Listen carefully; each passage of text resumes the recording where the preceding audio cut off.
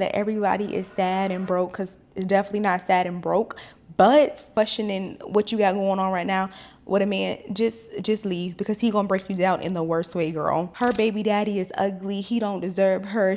That's kind of how I know when it's time to let a friendship go. So offended because the second day of this guy seeing me ride the bus,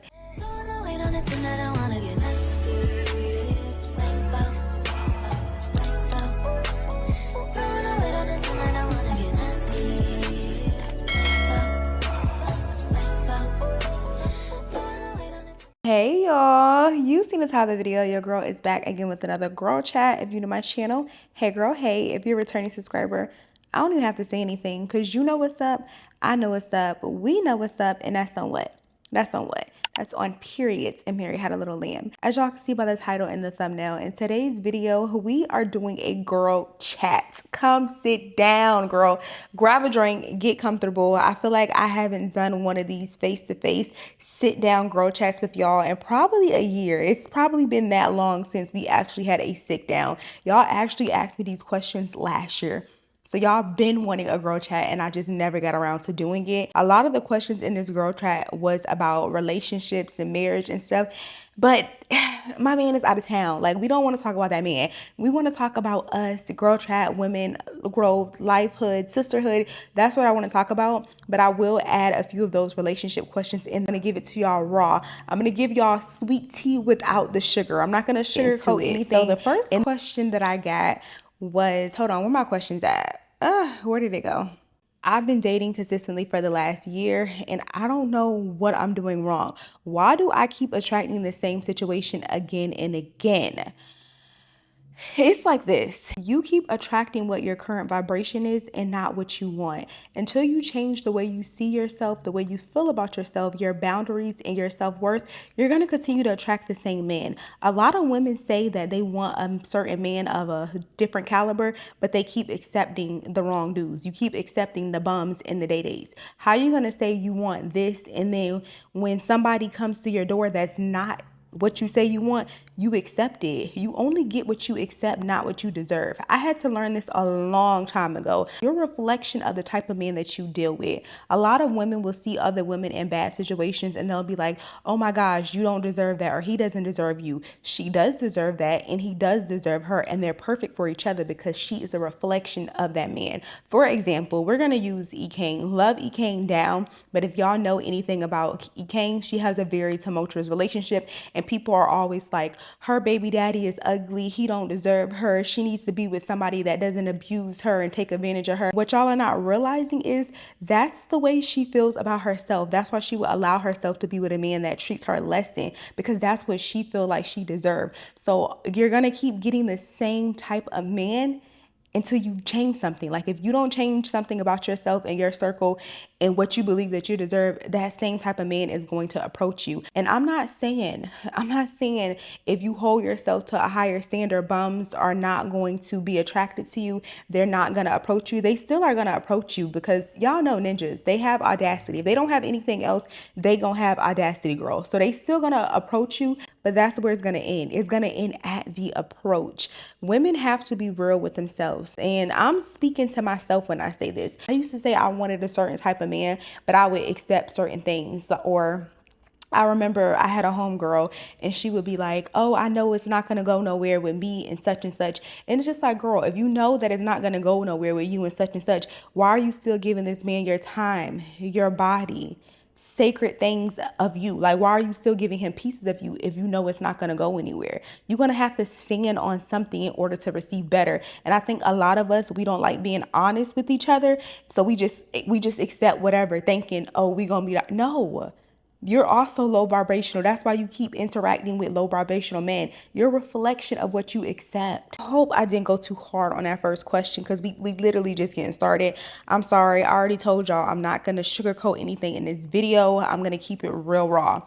So the next question my girl Kayla gave me was, I feel like I deserve, why we always talking about men? I feel like I deserve a certain type of man, but they aren't attracted to me. It's the same thing. It's literally the same thing that I just told the last person. That's because deserving and attraction, they're not the same thing. You can want a king, but you can have the mindset of a peasant.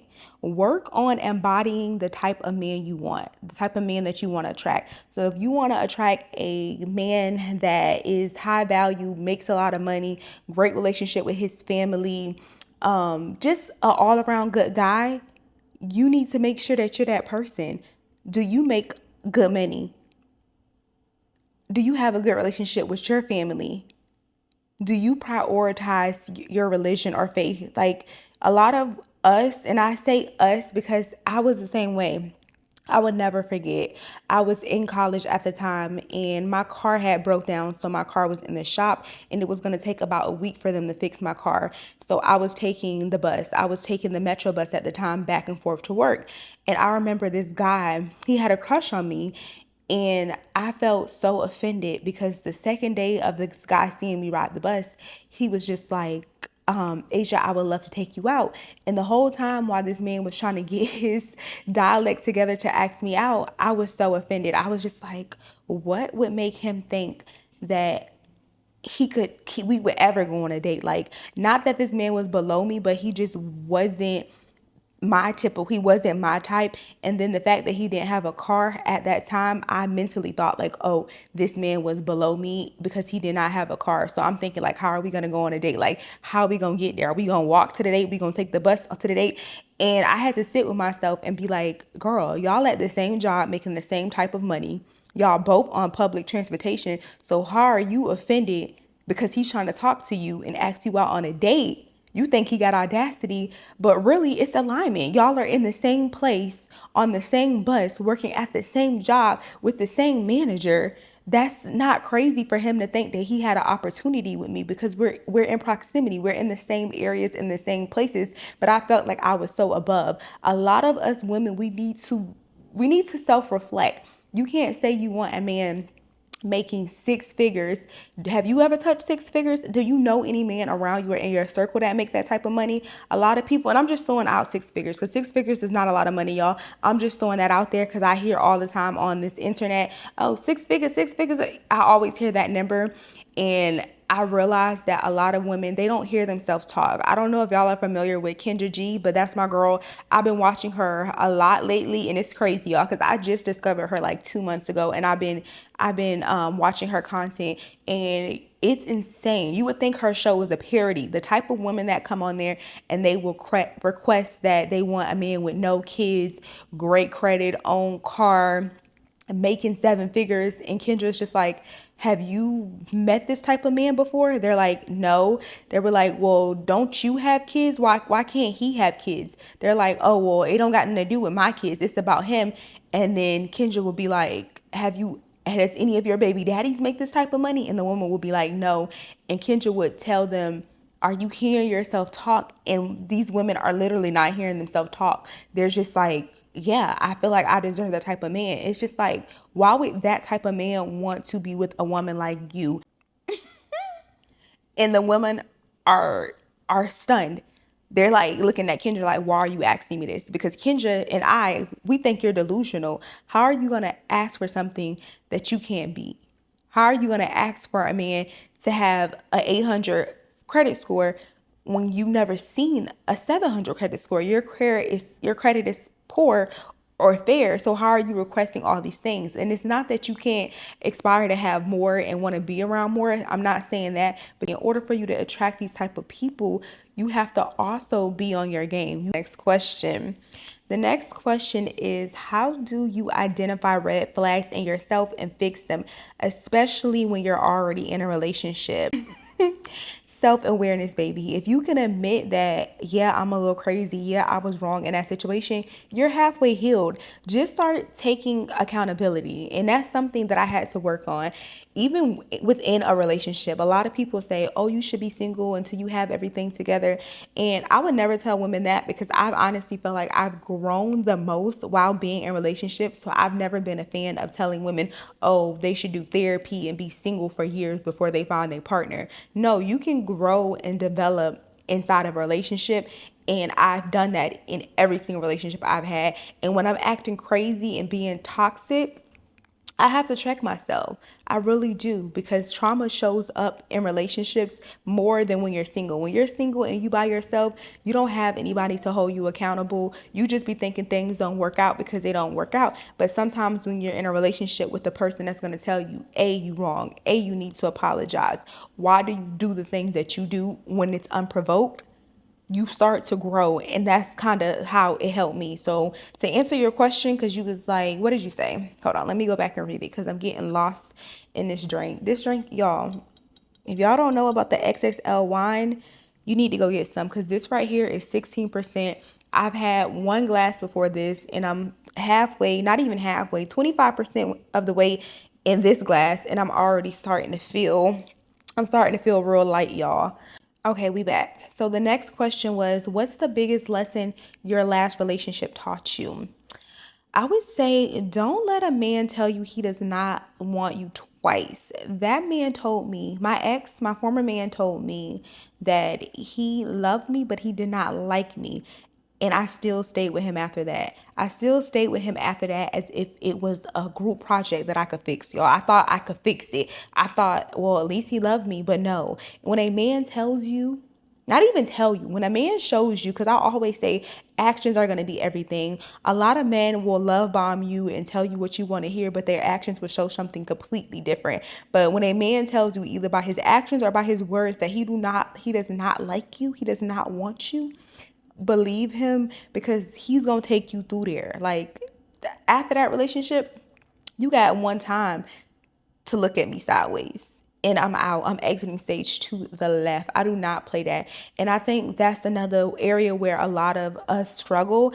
A lot of men will do things and you will be like, oh, I'm like, you'll be confused. A man that really wants you, you're not going to be confused about it. Like, I'm like, if you're confused, then you need to exit the stage to the left. If you're confused where you stand and at with a man, then you need to exit. Because any man that cares about you, he's not going to have you confused. You're going to know exactly what you are to him and how much you mean to him.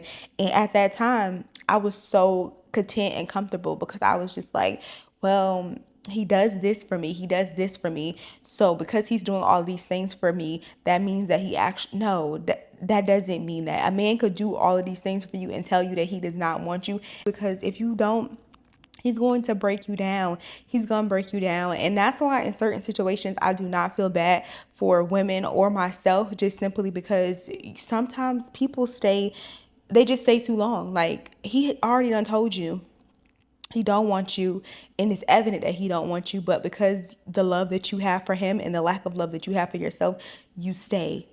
Just please just leave. Like, if you are questioning what you got going on right now with a man, just leave, because he gonna break you down in the worst way, girl. The next question I got is, would you ever quit YouTube and get a 9 to 5? Girl, I've had plenty of 9 to 5s. I just didn't feel the need to announce them on social media, simply because, don't we all, like, it's just a part of life. Since I've been doing social media, I probably had maybe like 3 different jobs.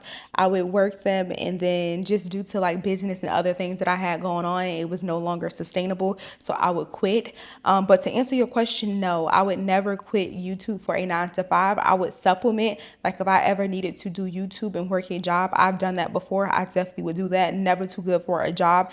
And one thing about me is, I'm going to get to the bag by any means necessary. YouTube is still a hobby to me. I appreciate this platform and the money that I can make on here. That's another reason why I would never quit YouTube in a million years. Well, maybe, I don't know, maybe if I'm like 40 or 50, I do not see myself still on YouTube, or I probably could be on here, but I definitely wouldn't be doing girl chats and this type of content. My content probably would be completely different, because I just think that's what comes with growth.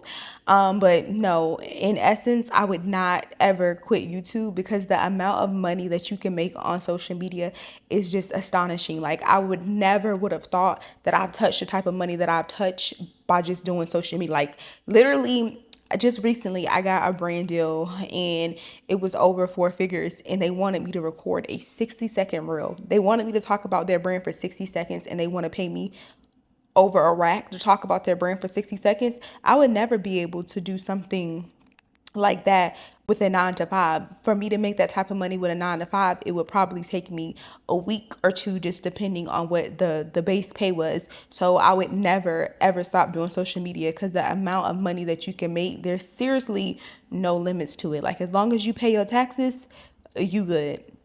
The next question I got was, how are you so brave to publicly post on social media? I've been wanting to post for years, but I'm just too in my head about it. Girl,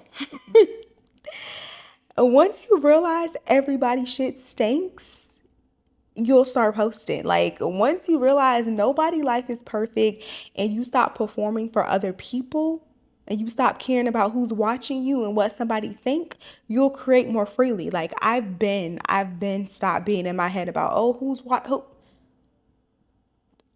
is any of them people name on my bills? Are any of them people name on my invoices? I don't care about what anybody thinks about what I'm posting, because the sad thing is, the people the people that have the most to say about what you have going on, they low key are inspired, and they admire it. They admire that you're doing something that they can't do. So I don't feel any type of way about people watching me on social media. I don't even think like that. And I get questions like that all the time. People ask me like, oh, has anybody you've ever done a story time about, have they ever confronted you or asked? I don't know, because me and these two people, like, we're not in the same places. We're not in close proximity. We don't even live in the same state, the same city. They would never be the places that I am. So I don't really think about stuff like that. Social media is fun to me. It's just an outlet. I don't take anything that I do when it comes to other people seriously. So if I post something on social media, I'm not thinking, oh, how would somebody feel about, like, I just don't think that deep into it. Once you realize that we are all living the same life and everybody shit stinks, you care a little less. Like, I personally do not care. And you said that you wanted to start content creation.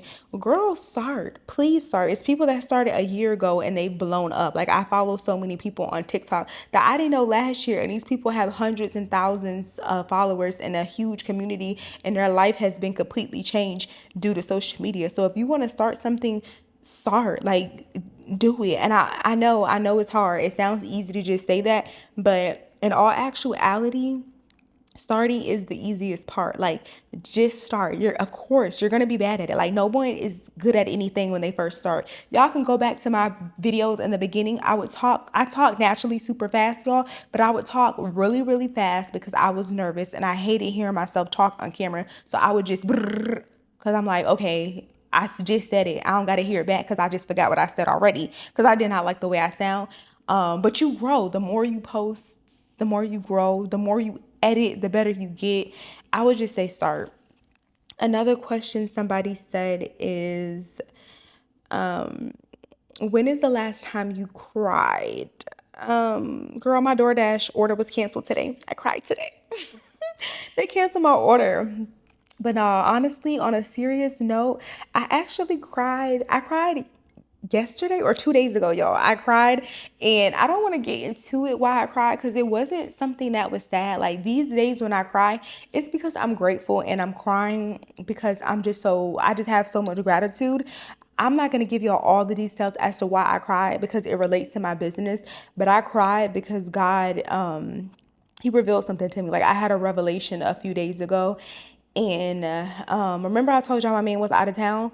I was crying because I was having the worst day. I was feeling like my entire world was upside down, and I was really frustrated because something was happening that was out of my control. Something happened that I would never do to somebody, but it was out of my control, and I felt defeated. And my man came in my room and he seen me crying about this, and I was so upset about it, and he was just like, how can we make this right? Like, how can I make this right?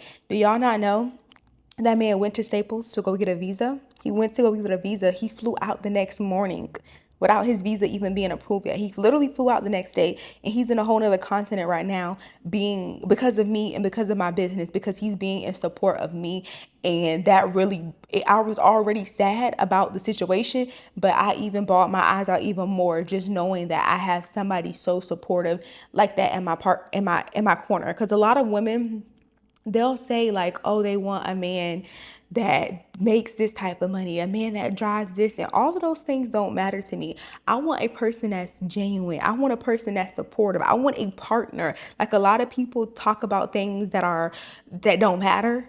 They don't talk about real life. Like, I watch Kendra G faithfully, and the women on there, they're like, oh, he has to make over 200,000, Okay, I've dated a man that made great money, and did he spend it on me? No. I've dated a man that made $20 an hour, and he would give me his last. That's what I care about. I care about character, morals. Are you giving? Are you kind? Are you supportive? Like, what's in here? That's what I care about when it comes to a man. So the fact that, I mean, I already knew what type of person that I had, but the fact that he was able to do that because he seen that I was vividly, y'all, I was upset. I was hysterical. I was just having one of those days. And the fact that he supported me, that was the reason why I was crying, girl. Another question that I got was, we got a lot of questions. Let's just answer a few more. I'm trying to do something spicy. Somebody said, how do I stop thinking I'm running out of time in my early 20s? Girl, girl. I feel like society has made us feel like you should be 23 and be in Forbes 30 under 30. And that's not reality. That's not reality. The only reason you feel like that is because you're running on somebody else's timeline. Like, the 20s are the time where you're supposed to be confused. You're supposed to not know what you want. You're supposed to have your midlife crisis. At 23, I thought I had everything figured out, and I had to change my major. Like, I didn't have everything figured out. I didn't fully feel like I knew myself until I turned 25. Something just clicked. At the age 25, 26, I felt my frontal lobe really developing, and I just woke up one day and I just had this new profound wisdom. Like, I don't know what it was. It was like I went to sleep and then I woke up with this new level of maturity, and it hit me at 25. And I think it's crazy that so many of us feel like we're behind because we're watching outliers. People on social media that's 21. I see it every day. I see the content. Oh, 21 making $1 million, 23. First of all, half of them people lying because you're the product. They're trying to sell you something. That's where they're boosting online, telling you how much money they made.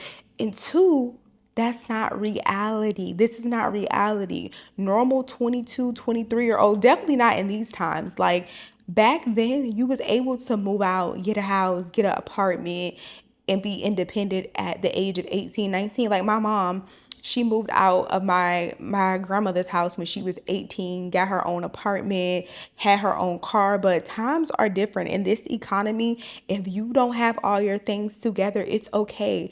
A lot of us in today's age, people are predicted to be living with their parents. A lot of people are gonna not ever move out because of the inflation and because of the times that we're living in. Housing is just not affordable anymore. A lot of people can't even afford to get approved for loans just because the current state of the world right now. So don't feel like you're behind. If you feel like you're behind, that's because you're watching somebody else's timeline and you're thinking, oh, because they were able to accomplish all of this at the tender age of 24, I should be there. That is not reality. I will tell you that's not reality. When you're 21, 22, 23, you should be having fun and figuring your life out. That's something I would never regret. I've made all of my I'm still making stupid decisions. I'm still being carefree because of free will. Like, this is the time to be young and dumb. Definitely if you don't have any kids. Your 20s is the time to discover you, to figure out what you want, to figure out what you don't like. It's really to learn yourself. You're not gonna, even when it looks like she has it all together, trust me, she does not. Social media is not a real place. And I'm not saying people don't have it their way and people aren't living a certain type of lifestyle, because there is girls out there with motion and people are really on top of their game and doing what they're supposed to be doing. I'm not saying everybody lives a sad life, because I do definitely not live a sad life. But I will say I'm human. Things seem perfect one day.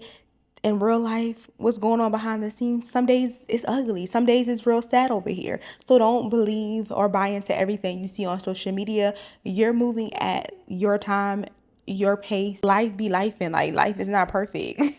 This is all a facade. Like, people post what they want to post on social media. It's not real life. The next question I got was, How do you know when it's time to let a friendship go? You know when you outgrow a friendship. I would say the biggest indicator to me is when all of our conversations sound the same.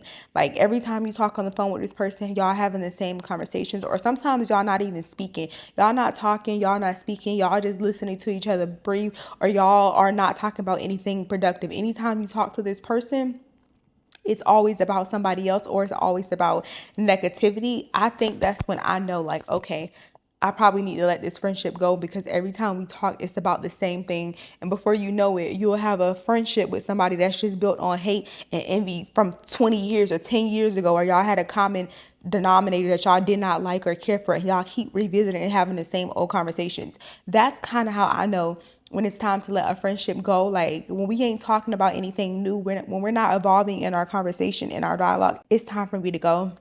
And then sometimes you just naturally outgrow people. It may not be anything wrong with the person, but your views and your values may not align with theirs anymore, and you outgrow people. Like I recently had to let somebody go, and it was a really good friend of mine, but we were having a conversation, and she openly told me that she was having a relationship with a man that was married, and I had to let her go, and she thought I was judging her. And I'm like, no, this is not okay. When I was younger, I would be the type of person that had the sentiment of, oh, you did that to them, you ain't gonna do that to me, like that's you. Yeah, no. But if they would do it to them, they would do it to you. So it's best just not to have people with a certain type of mindset like that, because I don't want to be around people that do things like that, because that starts to bleed off on you. Y'all know what they say, birds that flock together, what, how you say it, birds that flock together, docked, I don't know, docked birds. Oh, birds that fly together, flock together. I don't know the saying, but y'all know what I'm trying to say. Keep them hoes away from you. If the conversations are repetitive, she ain't your friend. If you starting to outgrow her mentally, you just need a new friend. It don't have to be no beef or no crazy falling out. I just know when I know. You know when you know. Someone else said, what's something, what is a good one? She said, what's something you had to unlearn about love? The girl, love does not struggle.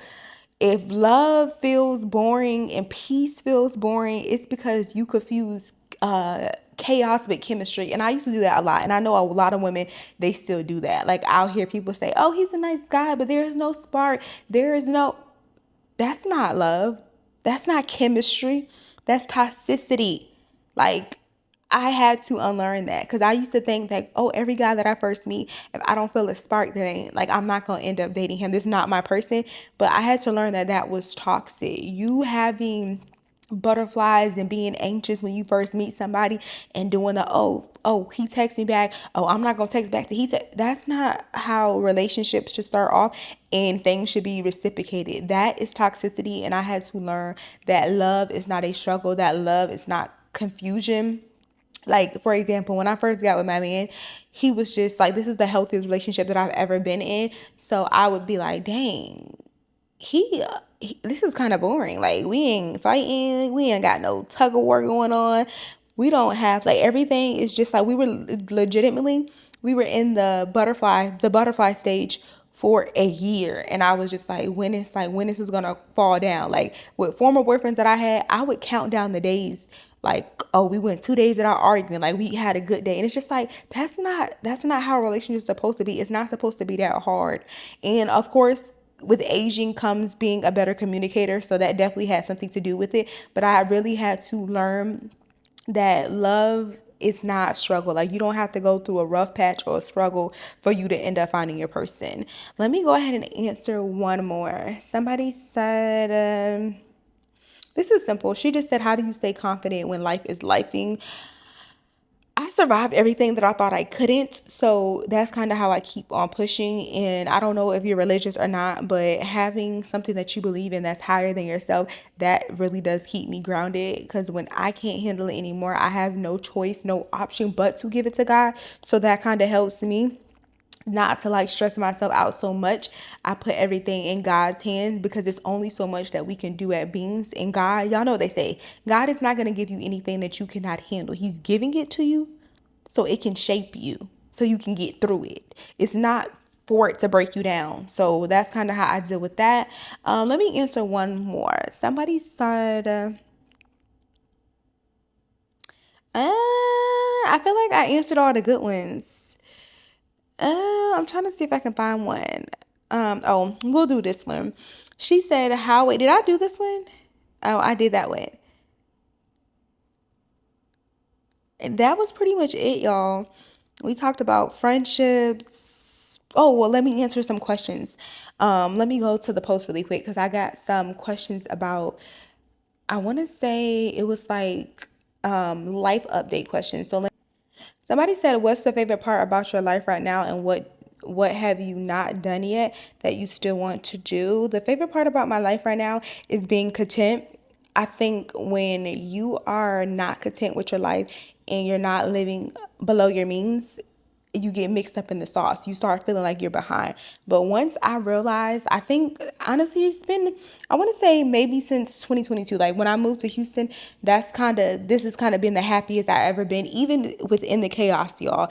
I've been really happy here because I'm not comparing my life with anybody else's life. I'm okay with what I have going on. And 2022 was the year that I really started being grateful and having gratitude for things. I feel like you will never truly be happy until you're satisfied with what you have. God is not going to bless you and give you better until you are appreciative of what you have. So I would say the favorite thing about my life right now is that I'm not in competition with anybody. I'm completely okay and content with my life, with what I have and what I don't have. If I don't have it, I don't need it.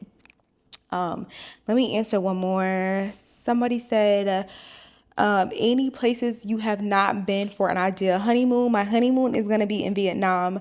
I want to go someplace that I can't imagine. And I've seen a few TikToks in Vietnam. So that's where we going for my honeymoon. Uh,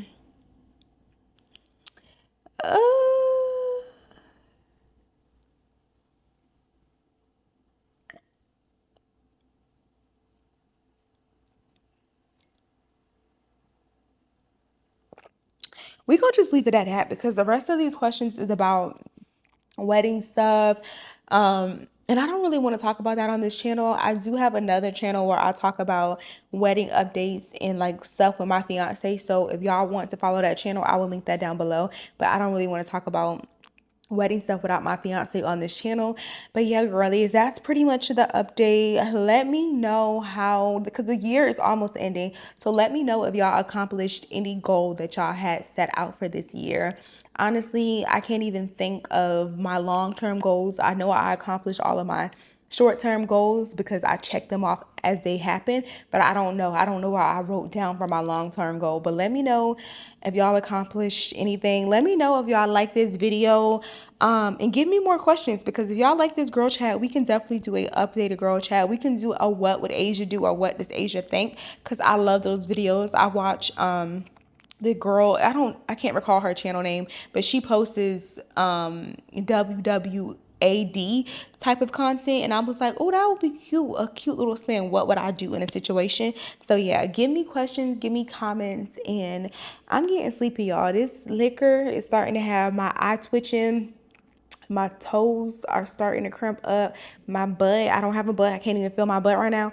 So yeah, girl, I'm about to go ahead and call it a night. I love y'all, and I will talk to y'all at my next girl chat. Mwah. Cheers.